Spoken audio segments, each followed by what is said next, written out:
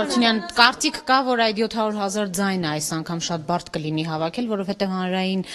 ընկալումներում հանրաքվեի մասնակցելը եւ քվեարկել առհասարակայո կամ ոչ խնդիր է այսօր։ Ազգային ժողովի նախագահն ինքն էլ ունի մտավախություն այս 700,000 ձայների հետ կապված։ Դուք չունեք մտավախ։ Հայք ցանկացած ընտրություն պահանջում է մեծ լարված աշխատանք։ Հանրաքվեն բացառություն չէ։ Եվ դա պահանջելու է մեծ եւ լարված աշխատանք մեզանից։ Բայց դա ամենևին չի նշանակում, որ մենք գնում ենք ոչ այն ակնկալիքներով, որ կարողանանք այդ աշխատանքը պատշաճ կազմակերպել։ Նախագահարելու Հովիկ Աբրահամյանին վարչական ռեսուրս օգտագործել լինելով եւ ՀԿ շտաբի ղեկավար եւ վարչապետ միաժամանակ։ Եթե դուք ինձ ավելի լավ բացատրեք, թե ինչ եք դուք պատկերացնում ասելով վարչական ռեսուրս, ես հավանաբար ձեզ կարձագանքեմ պատշաճ։ Օրինակ ամեն անգամ աշխատակիցներին ստիպել, հորդորել, հենց որ դուք լսեք որևէ միտեղից, որ վարչապետը հրահանգել է, կարծում եմ դուք կարող եք դրա մասին բարձրաձայնել։ Ավելին հիմա բավականին տարածված է։ Մարդիկ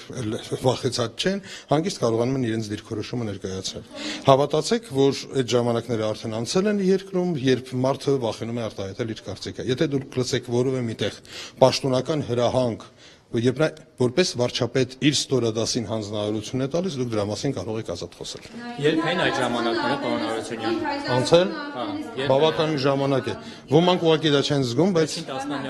հայտարարությունը արդեն իսկ որը ընդհանրապես քարոզչության մասին պաշտոնը երբ որ հայտարարում է կառավարության անդամները ինչ է նշանակում ի պաշտոն է։ Իբրև վարչապետն է հայտարարությունը։ Նա իբրև վարչապետ հայտարարություն արել։ Դե նաև վարչապետ։ Չէ, նաև վարչապետը ներեցեք, դուք հավանաբար իհարկե չի դադարում, ներեցեք։ Դուք կարծում եմ նորից ձեր ընկալումները շատ տեսական են։ Դուք ինչ որ մի եթերային երկրի մասին եք խոսում, որը երկրագնդում գոյություն չունի։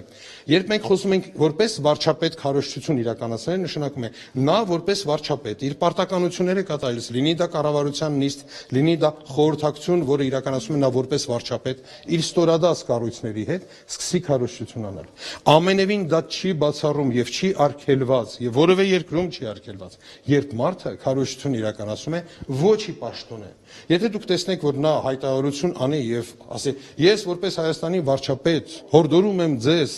չգիտեմ, գնալ եւ այո ասել, դուք ճիշտ կլինեք, որ նա օգտագործում է իր պաշտոնը։ Բայց միևնույն է նա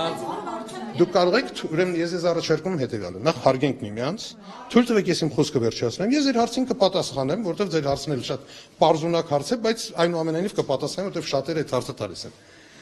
Եթե դուք չլսեք դա եւ լսեք, որ ես որպես ԱՅՈ-ի շտաբի ղեկավար եւ այլն, ուրեմն իմացեք, դա չի կոչվում վարչական ռեսուրս եւ որևէ երկրում։ Ես ձեզ ուզում եմ որպես օրինակ, հա, ասել, որ դուք կարող եք ուսումնասիրել մի քանի երկրների փորձ, օրինակ Ամերիկայի փորձը։ Եթե ենթադրենք քաղաքական պայքարում շերիֆը հանդես է գալիս իր շորերով, համարվում է, որ նա օգտագործում է վարչական ռեսուրս։ Եթե շերիֆը հանում է իր վրայից իր շորերը եւ չի ասում ես շերիֆ եմ եւ մասնակցում է եւ ասում է լրիվ նույն խոսքերը, համարվում է, որ դա վարչական ռեսուրս չէ։ Եվ նույն մոտեցումը որդեգրել են բոլոր երկրները։ Հակառակ դեպքում քաղաքական անձինք չեն կարողանա մասնակցել քաղաքական գործընթացին։ Ընտրությունները քաղաքական գործընթաց է։ Հանրաքվեն քաղաքական գործընթաց է։ Եվ ցանկացած քաղաքական պաշտոնյա եւ հատկապես այն աստիճան բարձրաստիճան, ինչպես վարչապետն է, երկրի նախագահ, падգամավորներ, նախարարներ, ազգային ժողովի նախագահ եւ այլն, իհարկե առաջին հերթին մասնակցում է այդ գործընթացին։ Բայց ոչի պաշտպան է։ Ինքը որպես վարչապետ չի վարում նիստեր։ Նորից եմ կրկնում, սիրելիներս, ես խորհուրդ եմ տալիս ձեզ ուսումնասիրել այլ երկրի փորձը, որովհետև այն հարցադրումները ոչ միայն Հայաստանում համաձայն եք, այլ երկրներում եւս չունի։ Համաձայն եք։ Դրա համար ես ձեզ առաջարկում եմ հարց տալուց առաջ, որպեսզի,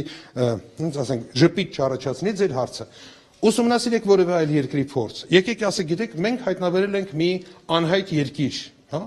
Նա այսպես է կոչվում եւ այնտեղ այսպես է քաղաքական անձին գործընթացներին չեն մասնակցում, այն մասնակցում են, չգիտեմ։ Միայն ժուրնալիստները։ Ոչ, իհարկե ոչ, որովհետեւ անհավասար մրցակցությունը կլինի, եթե օրինակ ԶԼՄ-ները առանձնահատուկ տեղ հատկացնեն ԱՅՈ-ի քարոզարշավին եւ չհատկացնեն համապատասխան նույն ժամանակահատվածը ոչի քարոզարշավին։ Դա կլինի անհավասար։